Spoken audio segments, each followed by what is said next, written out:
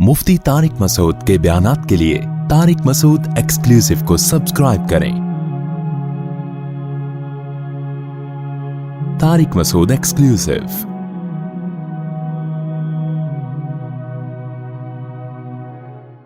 हमारे हजरत बहुत इस्तिकामत वाले थे, लेकिन फिर भी फरमाते थे कि ये अल्लाह का फजल है कि अल्लाह ने हम पे 5 नमाजें फर्ज कर दी, ऑप्शनल नहीं रखा। ऑप्शनल होती ना, इख्तियारी होती तो शायद कोई भी नमाज ना होती। हमसे सोचते ही रहते कि चलो 5 नमाजें पढ़ना सवाब है तो परसों से पढ़ेंगे। अल्लाह ने ऐसी फर्ज की है कि जमीन आसमान इधर से उधर हो जाए, सफर में हो, हजर में हो, बीमारी में हो, खुशी में हो, गम में हो, ये नहीं छोड़नी। ठीक है ना? तो मजबूर हैं भाई। अल्लाह ने कहा कि मैं कोई उज़र मानूंगा ही नहीं, सफर हो कुछ भी हो पढ़नी है। हम पे डाल दी जाती कि टेंशन में हो तो छोड़ दो, खुशी में हो तो पढ़ लो। तो हम तो यही सोचते रहते हैं, भाई अभी थकावट है, आज रात देर से सोया हूं तो फजर में उठ गए तो नींद पूरी नहीं होगी, तो ऐसा करेंगे 11 बजे पढ़ लेंगे, यही सोचते रहते हैं। अल्लाह मियाँ ने कहा कि रात देर से सो, जल्दी सो, ये तुम्हारी टेंशन नहीं है, ये तुम्हारी टेंशन है, ये मेरा मसला नहीं है।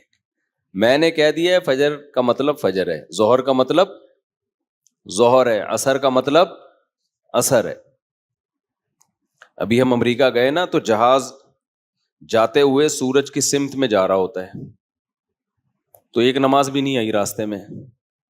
हमने जोहर पढ़ तो ली, लेकिन नहीं भी पढ़ते तो अमेरिका पहुंच के भी मिल जाती, क्योंकि सूरज के साथ साथ चल रहे हैं।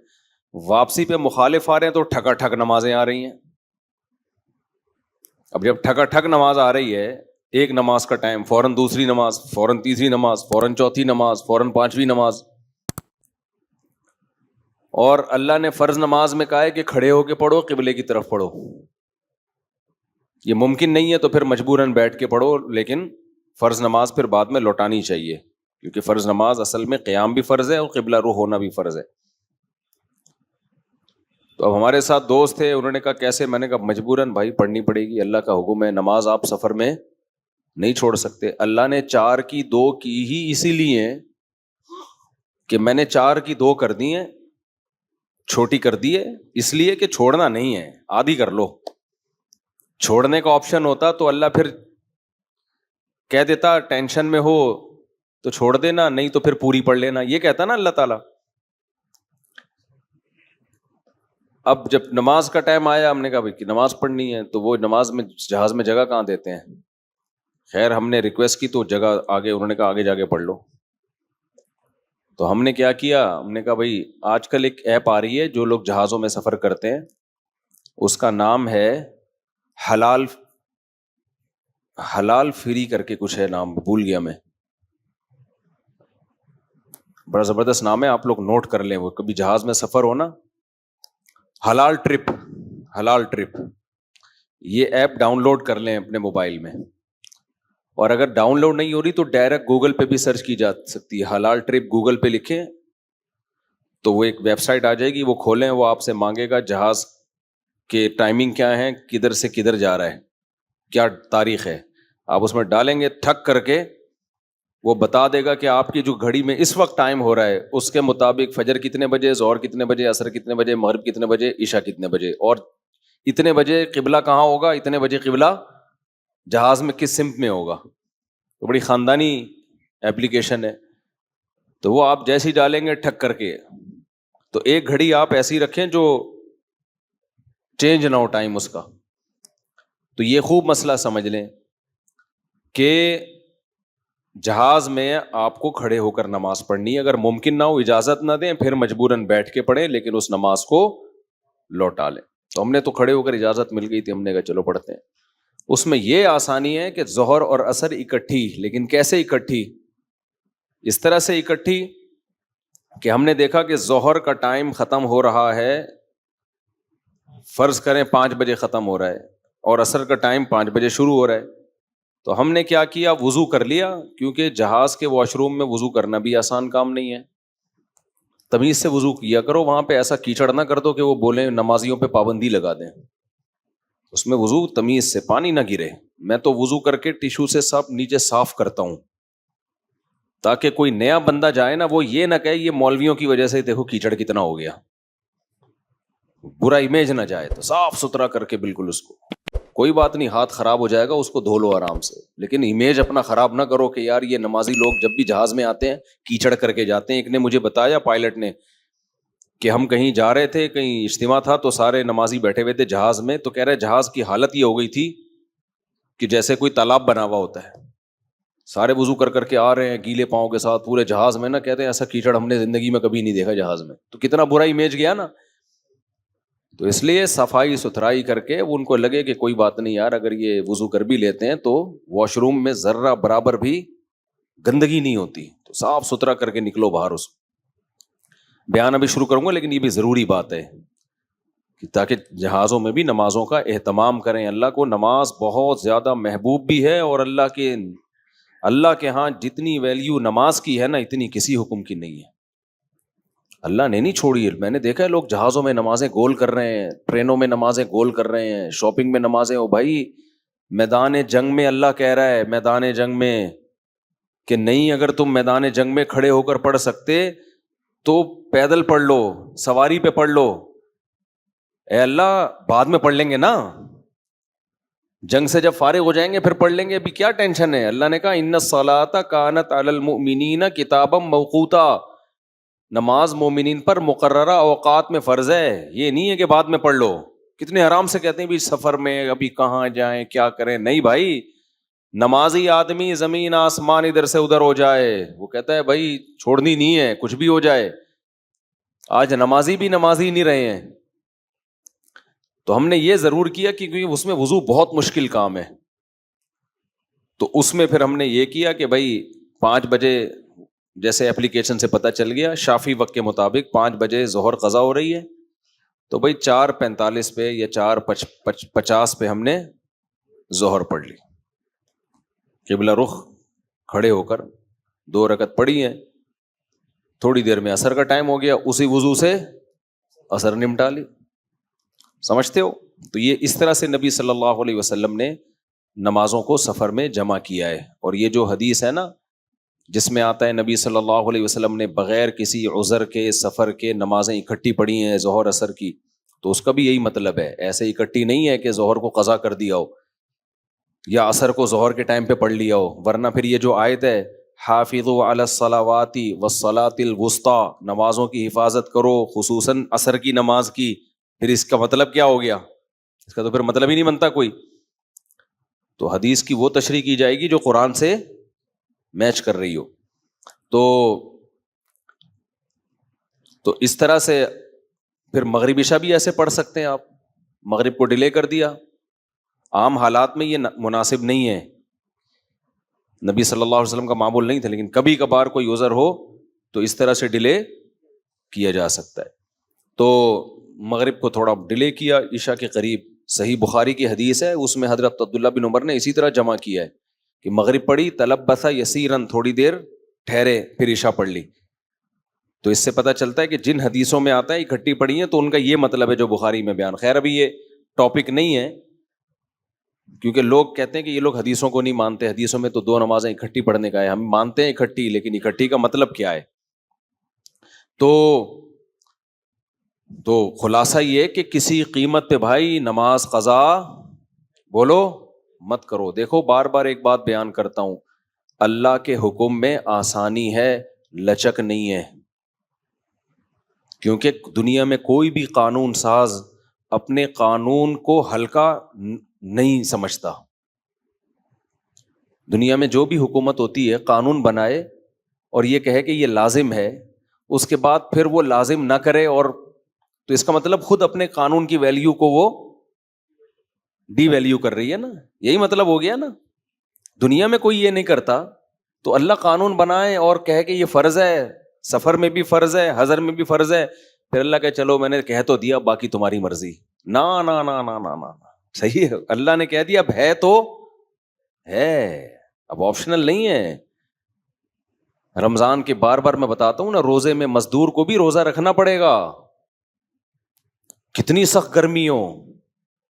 کیونکہ اللہ نے قانون بنا دیا بھائی بیماری میں سفر میں چھوڑ سکتے ہو، اس کا مطلب تیسرا کوئی عذر نہیں ہے، رکھنا پڑے گا. تو اس لیے جو فرائض ہے نا، واجبات فرائض، اس میں اللہ کے قانون آسان ضرور ہے، لچکدار نہیں ہے، جب ہے تو ہے. اسی میں ایک اور مسئلہ آ گیا عدت کا. کسی عورت کے شوہر کا انتقال ہو جائے، اللہ نے قانون بنا دیا، آسان قانون بنایا. زمانہ جاہلیت میں بہت مشکل تھا. جب کسی عورت کے شوہر کا انتقال ہوتا تھا تو زمانہ جاہلیت میں عورت 2 سال عدت گزارتی تھی. کتنی؟ 2 سال. اور اس 2 سال میں وہ میلی کچیلی رہتی تھی. یہاں تک بھی بعض روایات میں آتا ہے اس کی جگہ کو گندا رکھا جاتا تھا، مینگنیاں لا کے ڈال دی جاتی تھی گند میں رہے. اسلام نے اس حکم کو ختم کیا، یہ ظلم ہے عورت کے اوپر. اللہ نے حکم دیا 4 مہینے 10 دن بس، اور اس میں میلی کچیلی نہیں رہے گی، نہائے دھوئے، بس زینت اختیار نہیں کرے گی، زیور نہ پہنے، خوشبو کا استعمال نہ کرے، زینت اختیار نہ کرے، باقی نارمل رہے، گھر سے باہر نہ نکلے. وہ ایک صحابیہ نے نبی صلی اللہ علیہ وسلم سے اجازت چاہی کہ بھئی 4 مہینے 10 دن میں یوں کر لوں، میں فلانی جگہ چلے جاؤں. آپ نے فرمایا اللہ تعالیٰ نے تمہیں یہ آسانی دی ہے کہ وہ زمانہ جاہلیت کا حکم اللہ نے منسوخ کر دیا، اب اتنی آسانی دے دی، تو اب اس حکم کو فالو کرنا پڑے گا. اب آج کل خواتین کیا کرتی ہیں، شوہر کی ڈیتھ ہوئی، جو دیندار نہیں ہے ان کی تو بات ہی نہیں کر رہا نا، ان کی نظر میں تو عدت ودت کی کوئی 2 ٹکے کی حیثیت ہی نہیں ہے، وہ تو اس کو دقیانوسی حکام سمجھتی ہیں. لیکن جو دیندار ہیں وہ بھی بھائی، وہ ڈیتھ ہوئی، شوہر کا چہرہ دیکھنے کے لیے جا رہی ہیں ہسپتال، پھر وہ فلانے کے کام سے جانا ہے تو آج فلانے کے کام سے جانا ہے، تو آج یوں کرنا ہے، آج یہ کرنا ہے، یہ فلانے پورشن میں چلی جاتی ہوں، ماموں کے گھر جا کے عدت گزار لیتی ہوں. بھائی اللہ تعالیٰ نے جو عدت کے حکام دیے ہیں، شوہر کی ڈیتھ ہوتے ہی عورت کی عدت بولو شروع. اور عدت میں 2 کام لازمی ہیں، گھر سے نہیں نکلنا ہے، زینت اختیار نہیں کرنی.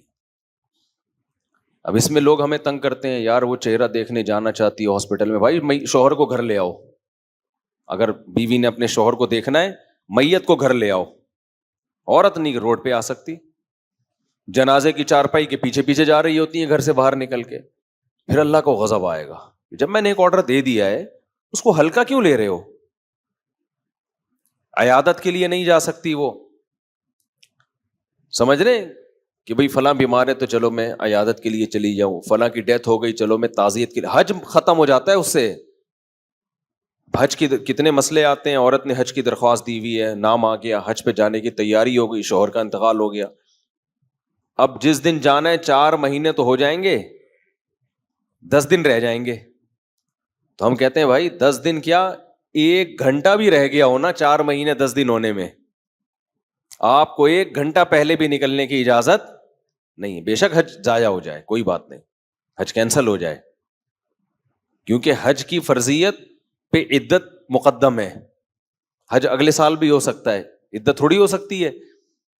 تو ہاں یہ اللہ نے آسانی رکھ دی ہے کہ جس عورت کا کوئی کمانے والا نہ ہو، اللہ نے لچک، جہاں شدید ضرورت تھی وہاں اللہ نے خود بخود لچک رکھ دی کہ بھوکے تو نہیں مر سکتے نا، کمانے والا کوئی نہیں ہے تو کمانے کے لیے جا سکتی ہے، مجبوری ہے بھائی کمانا. تو اس میں فقہاء نے بیان کیا دن میں جائے بغیر زینت اختیار کیے، اور دن میں واپس آ جائے، اور صرف کمانے کی حد تک باہر نکلے، ادھر ادھر نہ جائے.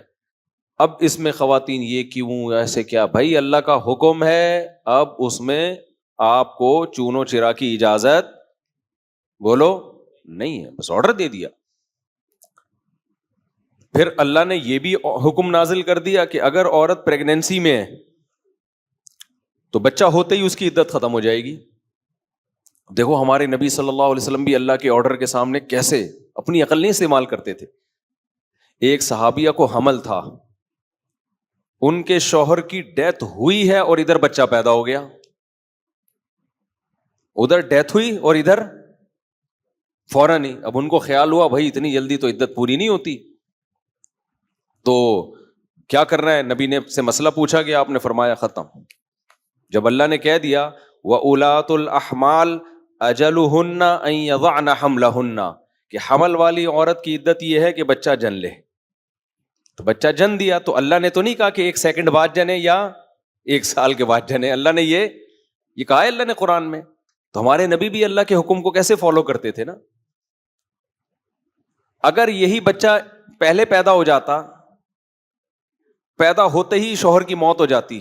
فقہا بہت باریک مسائل بیان کرتے ہیں، اور آج کل کے اسکالر نا ان کا مذاق اڑاتے ہیں کہ دیکھو یہ اتنی باتوں میں لوگوں کو الجھایا ہوا ہے. فقہا نے بیان کیا ہے کہ ادھر بچہ پیدا ہوا، کیونکہ ایسا ممکن ہے، قانون جب لکھا جاتا ہے تو امکان کو بھی لکھا جاتا ہے کہ ابھی آدھا بچہ پیدا ہوا ہے اور شوہر کی ڈیتھ ہو گئی تو کیا ہوگا. ایک ہے بچہ پیدا ہوتے ہی شوہر کی ڈیتھ ہو جائے، تو بچہ چونکہ پہلے پیدا ہوا ہے، شوہر کی ڈیتھ بعد میں ہوئی ہے، تو اب عدت کیا ہوگی؟ اب 4 مہینے 10 دن چلے گی. ادھر شوہر کی ڈیتھ ہوئی اور فوراً بچہ پیدا ہو گیا تو عدت ختم. اب ایسے بھی کیس قیامت تک کے لیے دین آیا ہے نا، ایسا بھی ممکن ہے کہ شوہر کی ڈیتھ ہوئی اور بچہ آدھا پیدا ہوا ہے اور ادھر ڈیتھ ہوئی اس کی، یعنی ولادت ہو رہی تھی اور شوہر کا انتقال ہو گیا. امکان تو ہے نا، لا جب لکھا جاتا ہے نا تو اس میں امکانات بھی لکھے جاتے ہیں. تو فقہا نے اس میں بھی بحث کی ہے کہ اس صورت میں کیا ہوگا. یا عورت کنفیوز ہے، پتہ ہی نہیں چل رہا کہ جب اطلاع ملی ہے تو بچہ پیدا ہو چکا تھا یا نہیں ہوا تھا. اس کے بھی فقہا نے احکام لکھے ہیں. تو بہت باریکیوں میں جا کے، تاکہ آئندہ آنے والے لوگوں کو کنفیوژن نہ ہو. آپ کتاب میں جا کے دیکھو، ہر مسئلہ فقہا نے ڈسکشن کی ہے اور اس کو بیان کیا ہے. تو ذرا سے فرق سے عدت کا حکم چینج. لیکن کیوں اتنا احتیاط کیوں بھائی؟ اللہ کا جب لا ہے تو وہ 2 اور 2 4 کی طرح ہے. سمجھتے ہو کہ نہیں سمجھتے ہو؟ جب اللہ نے کہہ دیا کہ بھائی جو حمل والی عورت ہے اس کا بچہ پیدا ہوتے عدت ختم، اگلے سیکنڈ میں بچہ پیدا ہوا عدت ختم. حضرت عائشہ کا قول ہے یا کسی صحابی کا کہ شوہر کو ابھی غسل بھی دیا جا رہا ہو نا، ابھی دفنایا بھی نہیں جا رہا ہے، اور بچہ پیدا ہو جائے تو بس ختم عدت، چاہے دفنایا بھی نہ ہو، فوراً نکاح کر سکتی ہے وہ. ٹھیک ہے نا، فوراً نکاح کر سکتی ہے. تو اللہ نے اجازت دے دی اس کو. اب اس میں حکمت کیا ہے ہمیں نہیں پتا بھائی، اللہ کا حکم ہے، نص وارد ہو گئی تو نبی نے بھی اس پر عمل کیا، صحابہ نے بھی، ائمہ مجتہدین نے بھی. لیکن یہ نہیں ہے کہ جی 40 دن کی عدت، بعض 40 دن کی عدت منا رہی ہیں، بعض جو ہے وہ سفر کر رہی ہیں عدت کے دوران. تو ہاں گھر اکیلا ہے، وحشت ہے اس میں، بہت زیادہ خوف ہے، کوئی خطرہ ہے چوری چکاری کا، تو مجبوری میں پھر وہ گھر چینج کر سکتی ہے. جیسے کوئی ایسی جگہ پہ رہ رہی ہو جہاں چور ڈاکوؤں کوئی ساتھ رہنے والا نہ ہو، وہ ایک الگ مسئلہ ہے.